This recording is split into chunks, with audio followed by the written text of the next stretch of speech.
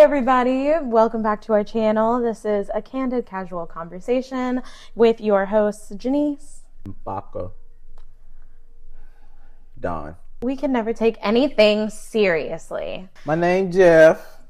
Anyway, thank you so much for clicking on our friendly little channel. We are going to start doing some reaction videos. Very exciting. Ooh, this is a new thing coming up for the new year. You know, I'm using a lot of words like new because it's new and we're doing new things. Riot.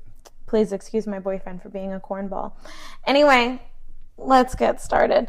So in today's video, we're going to be discussing relationship advice. This is going to be part one where the ladies will be the ones giving the relationship advice. So fingers crossed, because as women, y'all gonna need it. We don't always give each other the best advice, so. She said it, not me. We'll see how this goes. She said it, not me. First video. I'm still learning how to make all the things work at once. Thank you for being patient. You're dating a guy, everything is going well. He's pursuing you, he's courting you, and then all of a sudden he starts cutting up. But you already started liking the boy, so now you feel like you lost your power. Hi, my name is Tasia. I'm a confidence and dating coach, and I teach women how to control their emotions so that their emotions don't control them. Let me give you another example from my secret girls chat. Long story short, they were supposed to go to a concert. They didn't go to the concert, but he ended up going a couple weeks later to the concert and sent her a TikTok of him at the concert. So what he wrote her was, "You seen my TikTok and thought I did you wrong. I showed you I didn't. You were supposed to apologize and we moved past it. Why all of this unhinged emotional shit?" That's what he said to her. So I said, baby girl, starve him out.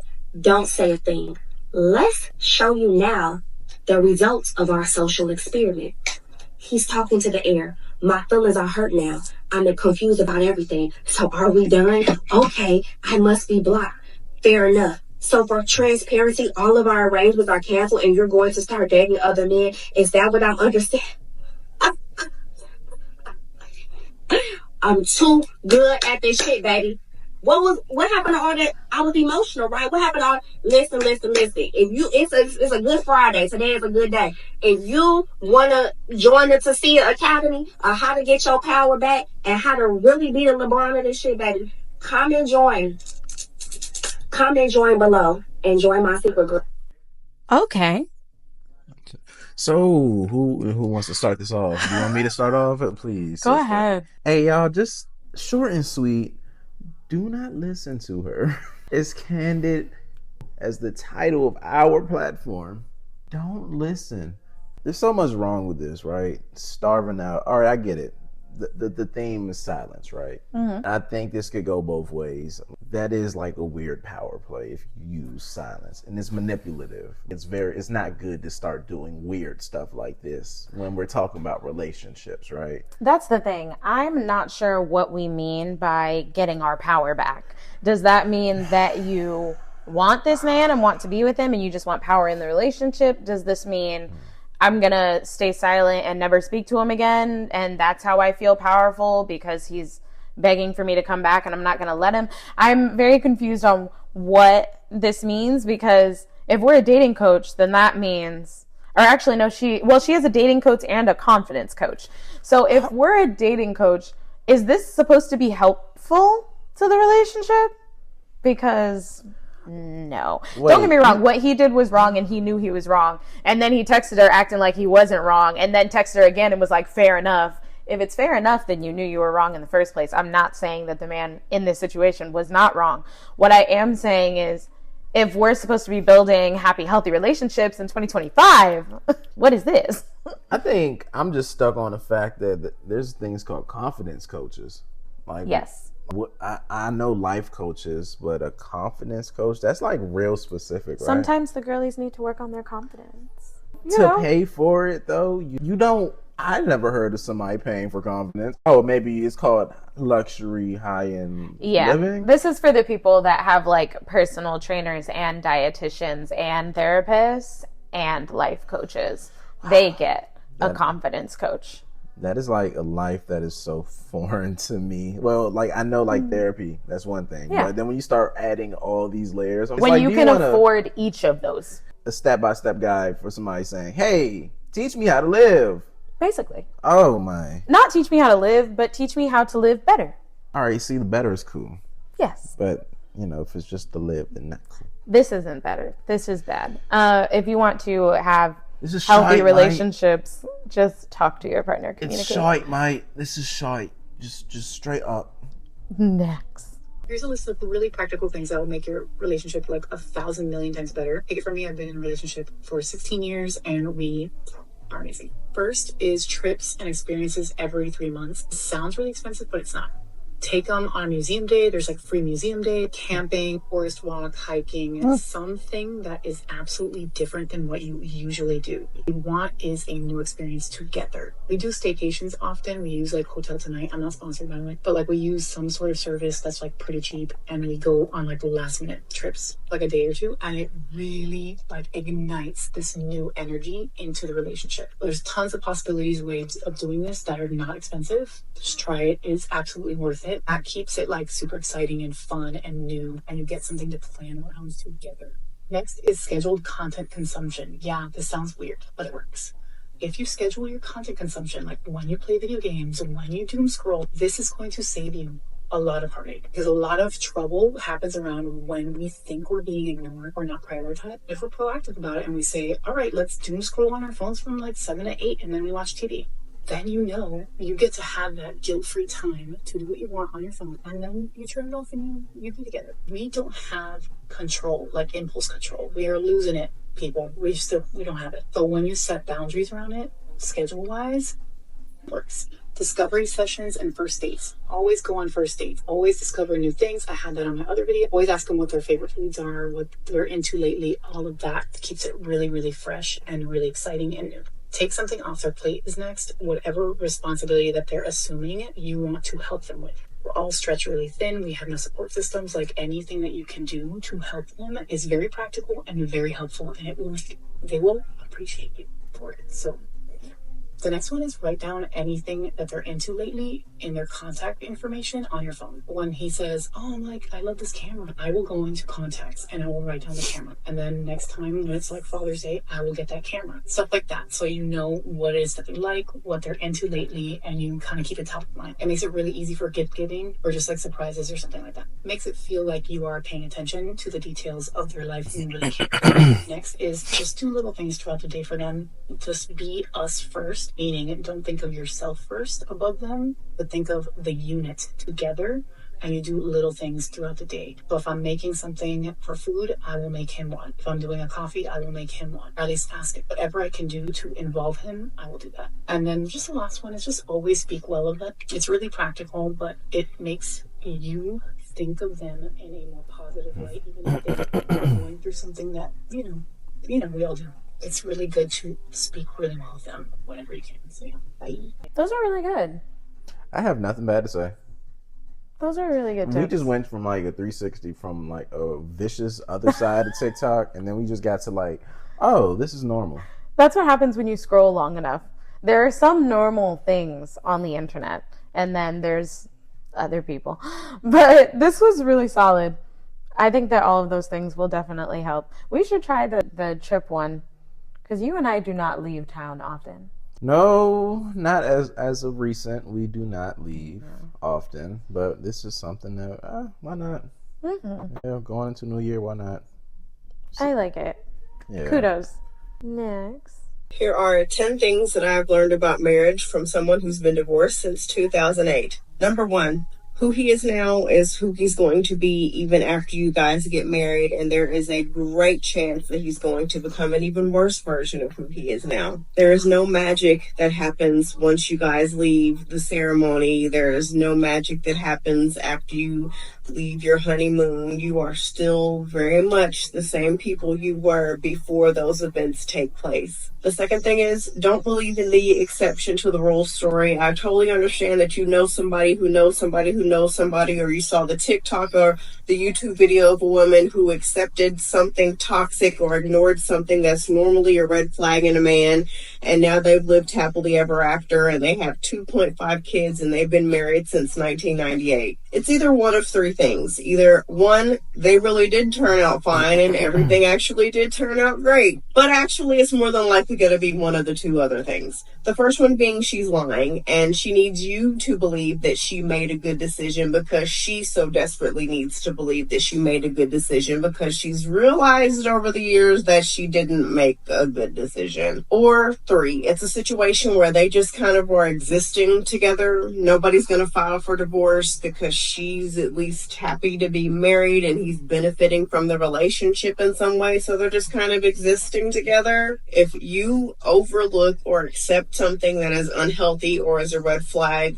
there is a very high chance that it will not turn out well for you. If you are blessed with a red flag being handed to you on a silver platter, acknowledge it and run in the other direction. Third thing is, the worst financial decision that a woman can make is to be financially dependent on a man. I get it. There's nothing wrong with being a stay-at-home mom. Some of you might have to be because of this crazy economy that we live in. But what I need you to do is before you get married, get paperwork, get a prenup in place, that if the crap hits the fan and things don't work out, he will have to continue to pay the bills for you for X amount of time so that you are not out on the street or scrambling before you go on maternity leave or become a stay-at-home mom. I need you to have money saved up. I also need you to be honest with yourself and know when it is time for you to go back to work. I don't want you scrambling and selling weight loss shakes because you guys have to figure out a way to make ends meet. In a perfect world, we can stay home with our babies. I feel like it's important to have that bonding time with your child in their formative years, but unfortunately, we don't live in a perfect world. And when the bills start piling up, your loving, supporting husband who wanted you to be a stay-at-home wife might not be so nice after a while. Sometimes. All right. I'm going to pause that right there because why is this 10 minutes long?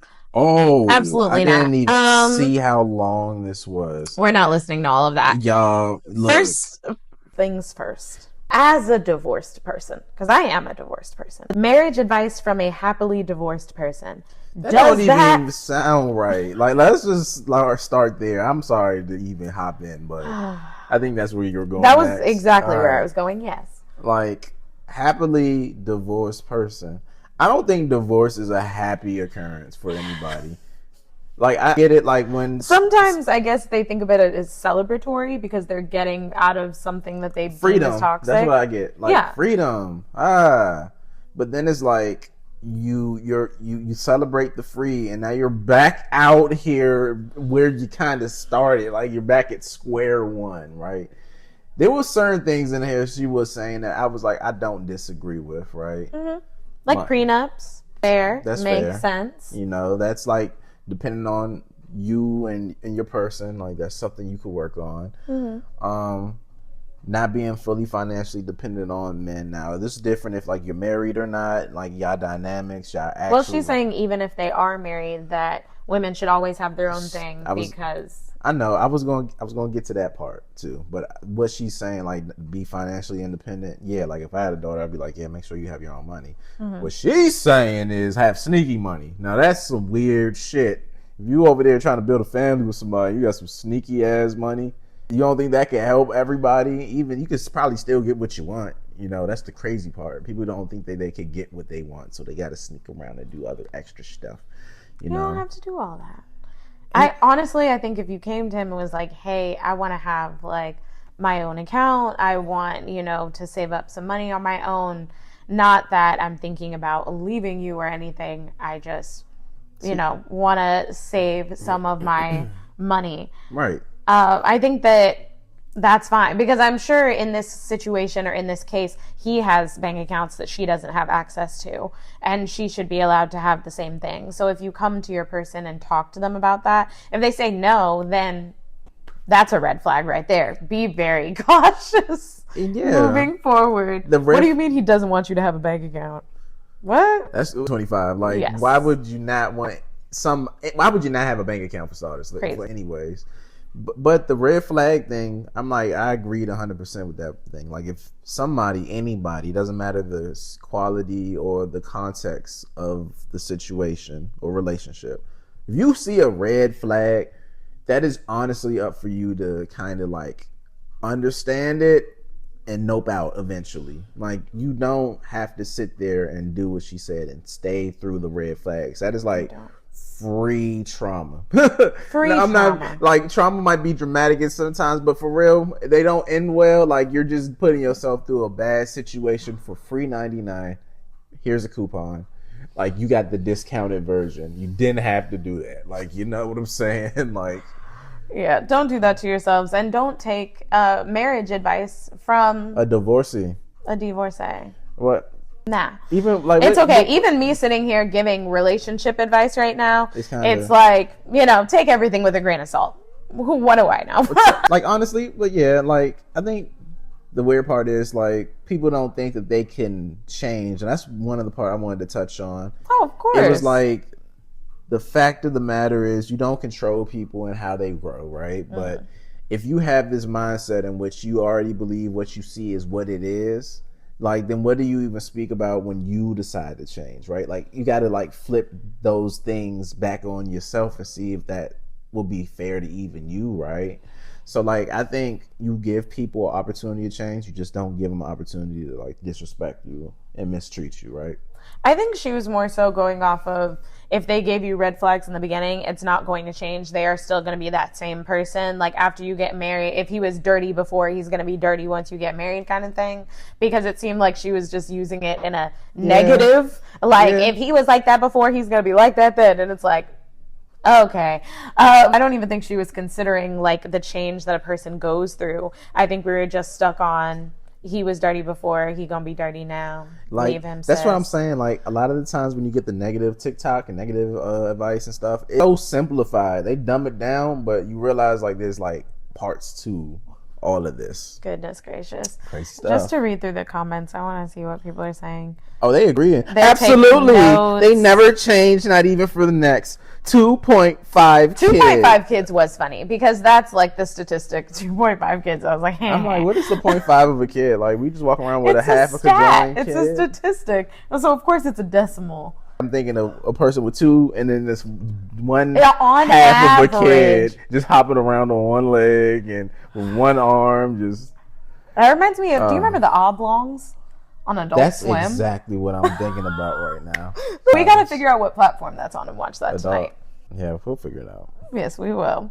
Okay, and last one. One thing we should all learn from men as women is putting ourselves first. A man will leave a woman with kids all because he's putting himself first. A man will choose to cheat on you all because he's putting his happiness first. A man will lie to you all because he's protecting his peace. So in conclusion, as a woman, stop being selfless and start being a little bit more selfish. I was about 22 years old having breakfast with my daddy at a restaurant when he asked me about my relationship. And I could feel myself about to cry. And I was like, well, Daddy, I want to break up with him, but he keeps making me feel like I'm the only person he has in the whole world. He said, and I quote, Shonda, if that boy had found somebody else, he would have left you in a second. Men will put themselves first, regardless of it being inconvenient, regardless of what all you've done for them. They will still do what's best for them. They don't care if you've moved cross country to be with them. They don't care if you've just had their baby. They don't care if you've just been diagnosed with cancer and you really could use their support. Women are always taught to sacrifice and put everything and everyone first, but never forget that your happiness matters. You're not going to good deed your way into making him a better man than he already is. So I don't care if you were with him when he had nothing and now he has everything. I don't care if you supported him and let him live with you rent free. I don't care what you've done for him. It's not going to make that man into a better man than he already is. Ooh, let me start this one off. Let me cook. Man, put me in the oven. Put me in the game, coach. This ain't no scrimmage. Oh my gosh. Okay. Where do we start? All right. Can I just say that I am very disappointed in that?